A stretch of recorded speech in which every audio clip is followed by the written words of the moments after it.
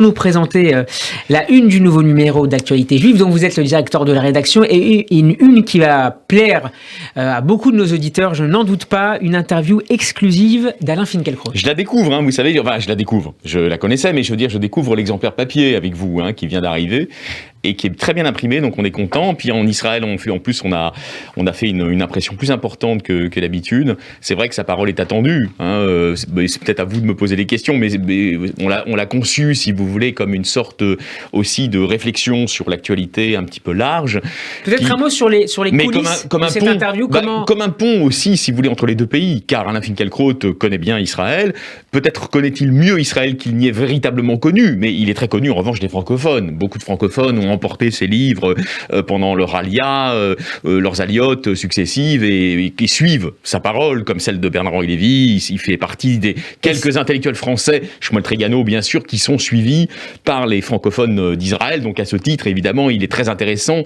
Et c'est une parole inquiète. Ah oui, c'est une parole inquiète, c'est la parole d'un républicain inquiet qui s'interroge aussi sur les parallélismes, et je crois que c'est un des éléments très intéressants de l'entretien qu'il nous a accordé à Yael Samama, à Laetitia Henriquez, à moi-même, si vous voulez, les parallélismes qui existent aujourd'hui entre deux nations que beaucoup de choses séparent, mais qui se rejoignent, Israël et la France, dans le sentiment poignant que beaucoup de citoyens israéliens et beaucoup de citoyens français peuvent avoir aujourd'hui de la fragilité existentielle de leurs pays respectifs, vulnérabilité existentielle de leurs pays respectifs. Et d'ailleurs, j'y fais allusion dans le petit édito que je lui consacre. Finkielkraut, vous savez que vous connaissez très bien sa pensée. Steve, je sais que vous avez lu ses livres, vous fréquentez sa pensée depuis longtemps, mais il doit beaucoup à Milan Kundera. D'ailleurs, il l'évoque dans l'entretien. Milan Kundera a forgé la notion, qui est une notion plus philosophique que véritablement politique, de petite nation. Qu'est-ce qu'une petite nation pour Kundera, mais aussi pour Finkielkraut? C'est une nation qui n'est absolument pas sûre de sa durabilité, qui a conscience de la vulnérabilité de son existence, de son statut. Eh bien aujourd'hui, nous dit Finkielkraut, et il le montre, j'allais dire dans des paragraphes qui sont très forts, la France devient une petite nation. La France, grande nation, devient aussi une petite nation. C'est paradoxal, ce qui n'était pas du tout le cas à l'époque évidemment, où Kundera écrivait cela à propos de la Tchéquie. Et j'allais vous dire, même quand Finkielkraut a commencé sa carrière publique, à la fin des années 70, au début des années 80, nous étions encore dans les limbes, mais beaucoup de Français avaient le sentiment qu'il y avait une sorte d'invulnérabilité de la nation française. Aujourd'hui, c'est l'inverse, et ça explique. Donc c'est pas tant la puissance française en tant qu'État que la nation en tant que telle. Que la nation en tant que telle, que la cohésion, j'allais dire, du commun national, qui est un commun républicain, bien sûr, dans l'optique de Finkielkraut, c'est pas un anti-révolutionnaire, mais cette cohésion-là est aujourd'hui sujette à caution. Et c'est évidemment en ce sens que l'on peut critiquer, par beaucoup d'aspects, il le fait d'ailleurs, le discours de ceux qu'on appelle aujourd'hui les nationalistes, les identitaires, enfin comme on veut. Mais en revanche, il repose sur un fait vrai, qui est la conscience que beaucoup de Français ont, à tort ou à raison, de la vulnérabilité de leur héritage et de la nécessité de le transmettre. Et c'est vrai que Finkielkraut, de ce point de vue-là, c'est un des grands professeurs en transmission de l'héritage. Pourquoi ? Car il vient de l'immigration. Ses parents étaient des Polonais, survivants de la Shoah, il le raconte d'ailleurs. Il doit tout à l'école républicaine. Et donc il a une conscience aiguë, beaucoup plus aiguë que celle de beaucoup d'intellectuels de la gauche chic mondaine, on va dire ça clairement entre nous, de ce qu'il doit à la transmission de l'héritage français par la culture et par l'enseignement. Et cette transmission-là, aujourd'hui, elle est sujette à caution parce que, faut dire les choses clairement, beaucoup de gens s'en foutent, tout simplement.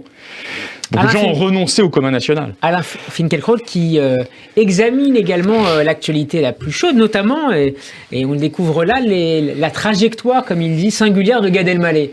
Oui, alors d'ailleurs, vous voyez, là où il est intéressant aussi, c'est que, c'est un propos très polémique, je laisse nos auditeurs le découvrir, mais il oppose au fond ce qui lui apparaît comme une certaine sincérité touchante du comédien, relative donc à cette séduction qui exerce sur lui une forme de catholicisme imprégnée par la Vierge Marie, aux postures, selon lui, aux positions tonitruantes, dit-il, de la rabbine Delphine Orville. Donc ça lui appartient, mais la réflexion, je crois, est intéressante.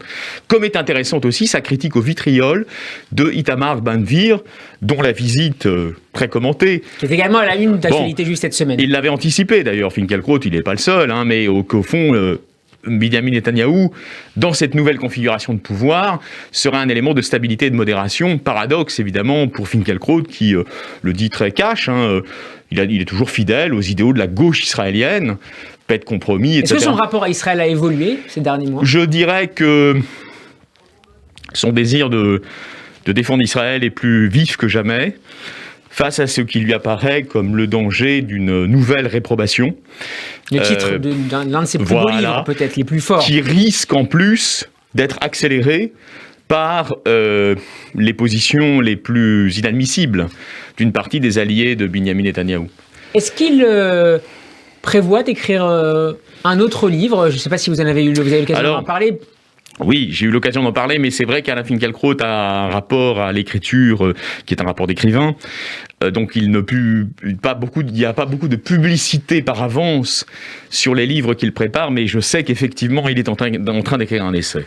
On sait sur quel...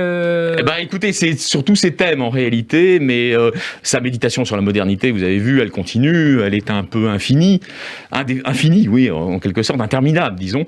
Et donc je crois sur l'identité malheureuse. Alors ça, si vous voulez, il l'a déjà fait, mais je pense que ça inclura, des réflexions sur l'actualité de cette notion-là. À l'aune de ce que la France est en train de devenir, c'est-à-dire une nation, selon lui, je ne dis pas que c'est vrai, menacée de libanisation. C'est sa réponse d'ailleurs à Renaud Camus, dont il défend la pensée. Il pense que plus qu'un grand remplacement, comme le pense Camus, comme le pense Zemmour, c'est plutôt la partition territoriale, la libanisation qui menace à moyen terme la société française, la fragmentation, si vous voulez. D'ailleurs, il y a une phrase qui est frappante pour nos auditeurs. Il dit « Je connais des Libanais qui sont venus en France pour fuir le Liban et qui le retrouvent en France. » Voilà. Il faut lire cet entretien exclusif que vous a accordé Alain Finkielkraut et qu'on lira avec grand plaisir. Actualité juive à Merci à vous, Steve. Kiosque. Merci à vous. Et sur le site actualitéjuive au singulier.com. Merci à vous, Alexis Lacroix. Merci à vous. Et à la semaine prochaine. Oui.